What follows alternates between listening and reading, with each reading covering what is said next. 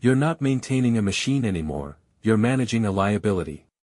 Take turbocharged engines, for example. They give you more power from less fuel.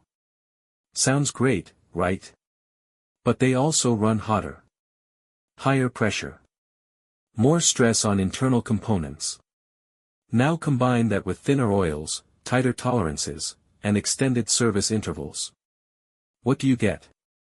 Engines that perform incredibly well, for a shorter period of time. Then there's the transmission. Modern 8-speed and 10-speed gearboxes are engineering masterpieces. But they're also extremely sensitive. One bad sensor, one delayed fluid change, one software glitch. And suddenly, you're looking at a repair bill that feels like buying a used car.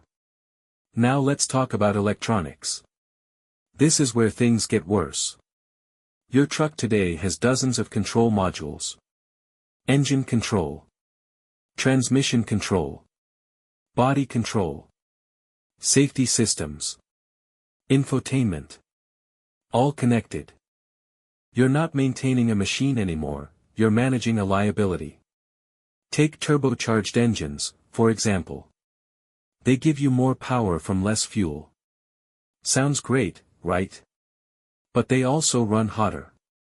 Higher pressure. More stress on internal components. Now combine that with thinner oils, tighter tolerances, and extended service intervals. What do you get? Engines that perform incredibly well, for a shorter period of time. Then there's the transmission. Modern 8-speed and 10-speed gearboxes are engineering masterpieces. But they're also extremely sensitive. One bad sensor, one delayed fluid change, one software glitch. And suddenly, you're looking at a repair bill that feels like buying a used car. Now let's talk about electronics. This is where things get worse. Your truck today has dozens of control modules. Engine control. Transmission control. Body control. Safety systems. Infotainment. All connected. All dependent on software. So when something fails, it's not always mechanical. It's digital. And digital problems don't give warnings. They just happen. A sensor misreads data. The system overcorrects. The truck goes into limp mode. And you're stuck on the side of the road, with a vehicle that's physically fine, but digitally disabled. Now ask yourself this, why would manufacturers design trucks like this? Why make them more complex, more fragile, harder to repair? Because complexity creates dependency. And dependency creates profit. Dealerships benefit. Manufacturers benefit. Service networks benefit. You pay. Every time. Let's put it into a real-world scenario. You buy a brand new truck for $65,000. Everything feels perfect. For the first 2 to 3 years, you're covered by warranty. No stress. But right after that, a sensor inside the transmission fails. Not the transmission. A $50 sensor. But it's integrated. Sealed. Non-serviceable. So instead of replacing the sensor, you replace the entire unit. $6,000 to $9,000. And that's not rare anymore. It's becoming normal. This is the breaking point. Modern trucks aren't failing because they're badly built. They're failing because they're optimized for a different goal, not durability. Profit over time. And once you see it, you can't unsee it. But here's the part most people miss. You're not stuck. There is a way to beat this system. It's called the longevity gap strategy. And almost no one talks about it. Here's how it works. Step 1. Avoid first-generation models.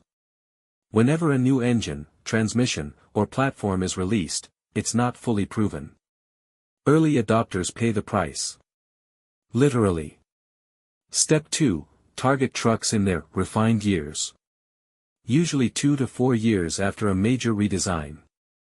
This is when manufacturers quietly fix issues, without advertising them. Step 3. Kill the lifetime fluid myth. There's no such thing. Change your transmission fluid early. Change your oil more frequently than recommended. You're not following marketing guidelines, you're protecting mechanical reality. Step 4. Minimize software dependency. Avoid overloading your truck with optional tech packages you don't need. More tech equals more failure points. Simple trucks last longer. Always have. Step 5. Plan your exit. Don't keep a modern truck until it fails. That's the trap. Sell or trade it before the high-risk failure window begins. Usually around 120,000 to 150,000 kilometers. That's where repair costs spike. This isn't about fear. It's about awareness. Because smart truck owners don't just drive, they strategize. They understand the system. And they move ahead of it. While everyone else is reacting to breakdowns, they're already gone.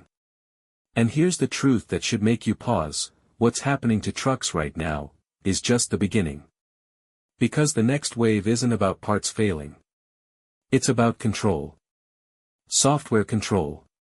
Ownership control. And once that fully arrives, fixing your truck might not even be your decision anymore. But that's a different story.